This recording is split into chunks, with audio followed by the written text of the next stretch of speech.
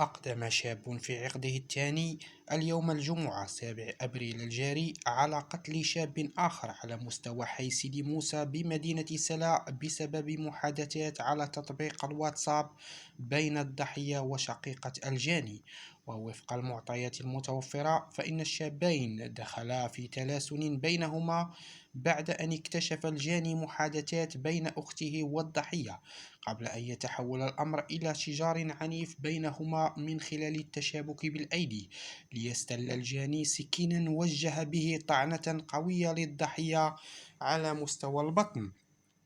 المعطيات ذاتها كشفت أن الضحية فارق الحياة مباشرة عند وصوله